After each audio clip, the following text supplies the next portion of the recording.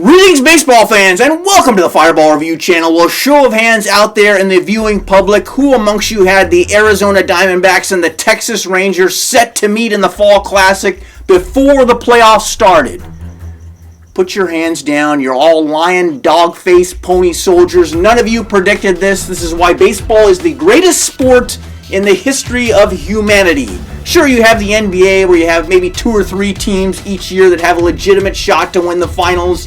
And the only drama is whether or not ESPN is going to cover what color LeBron James's jock is going to be this week. And then you have the NFL, which is a lot of fun. I like football. But you got about maybe 7 to 8 teams that have a legitimate shot to win the Super Bowl every year. And then hockey, if you live outside of the country of Canada, most people would rather have a colonoscopy than watch a playoff or let alone regular season hockey game. I like the NHL, but most people don't like it. But in baseball, if you qualify for the tournament, crazy things can happen, and crazy things did happen this year. Now, if you had gone to Las Vegas before the season started and put $10 on the Arizona Diamondbacks to win the World Series this year, you would potentially be in a position to win a nice chunk of change, $1,250 to be exact.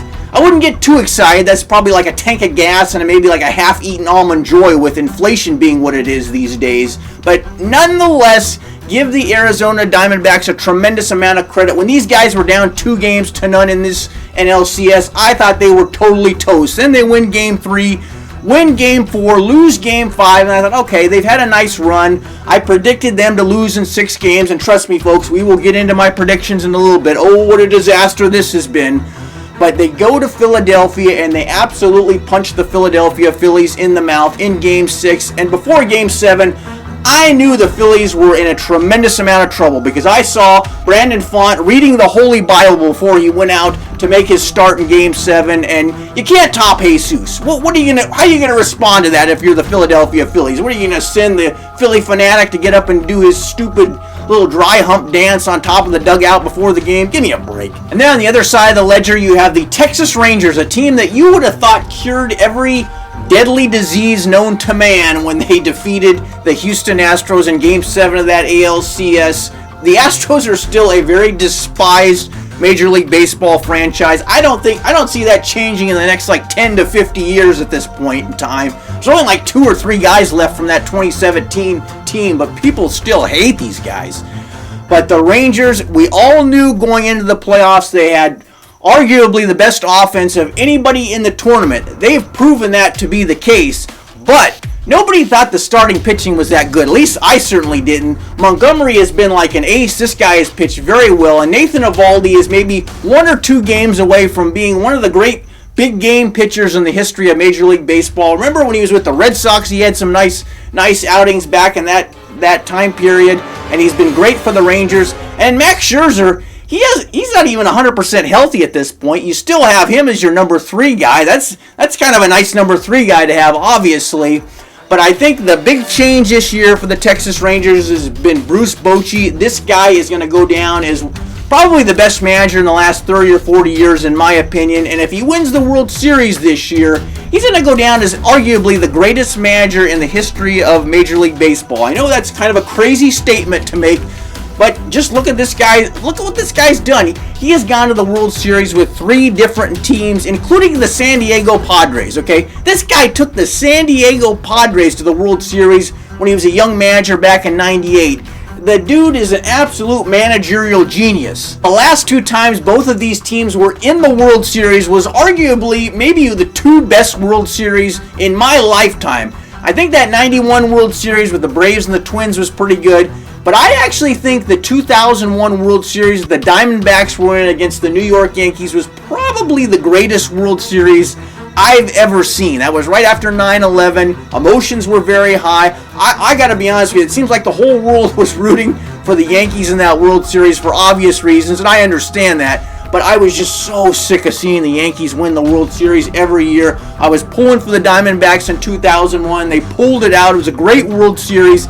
And then for the Rangers, back in 2011, they squared off against the St. Louis Cardinals, and that was a great World Series. The Rangers were 1 out away, and they had their hearts broken in Game 6 David Freese with that triple off the wall, just out of the reach of Nelson Cruz. Why not give a side-by-side comparison of both these teams, the Diamondbacks and the Texas Rangers, before the World Series gets underway? And starting off with base running. This is where, to me, the Diamondbacks have a massive advantage. The Diamondbacks like to steal bases. They like to sort of slash and dash and manufacture runs, kind of like the old style National League teams used to do, and I enjoy watching it. And this could be a deciding factor in this series. If you ever get into a close 2-1, 3-2 type game, I don't know if the Rangers are going to be able to club their way out of that situation. They're going to have to try to manufacture runs, and the Rangers really don't do that. The Diamondbacks will do that. They'll steal a base. They'll bunt some guy over. They're a young team. They like to run. They're a lot of fun to watch. If you like that type of baseball, and I do,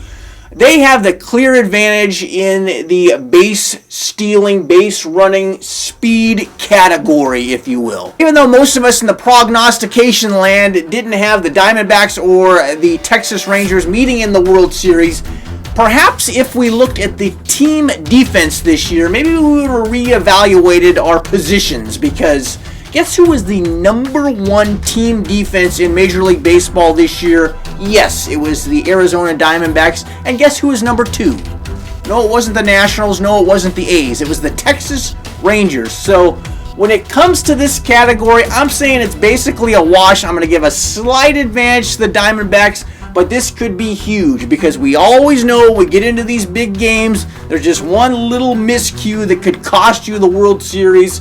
But maybe it won't happen this time around, because both of these teams play excellent defense, but I'm giving a slight advantage to the Diamondbacks. Now, in the managerial category, you guys already know I am totally going with the Texas Rangers in this. Again, look, I've said everything I need to say pretty much about Bruce Bochy. I will say, keep in mind, the Texas Rangers finished 5 games behind the Angels last year, and here they are in the World Series.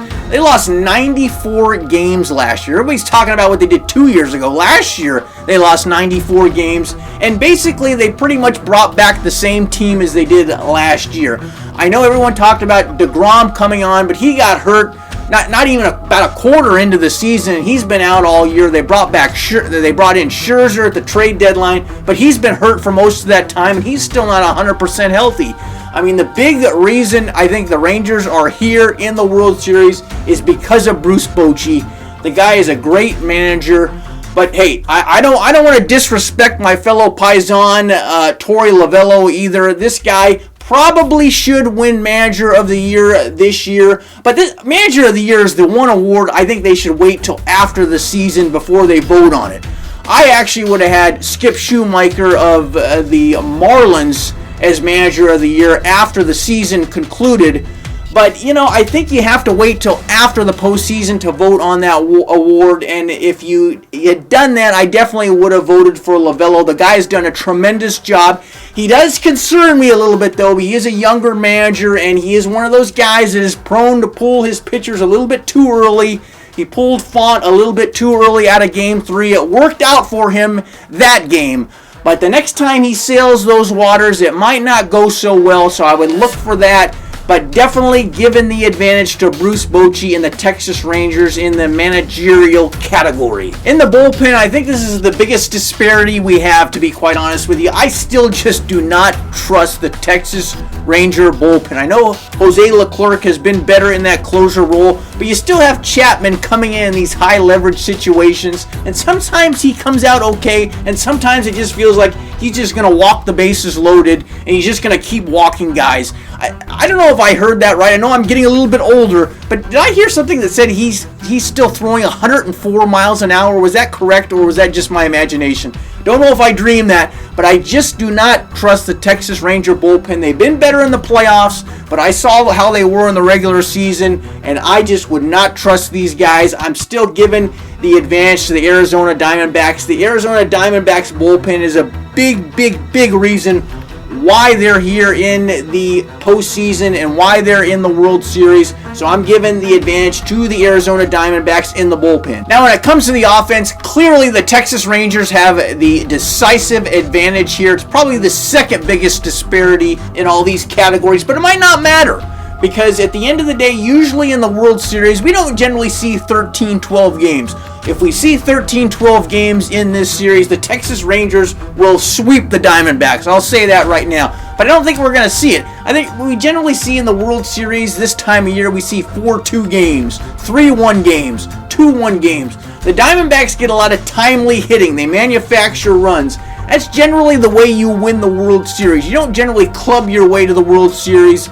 But if it gets into a slugfest, clearly the Texas Rangers have a decisive advantage. I'm definitely giving the advantage in the offensive category to the Rangers. In the starting pitching department, this is another category where I think you can make a case for either side. It's kind of a wash.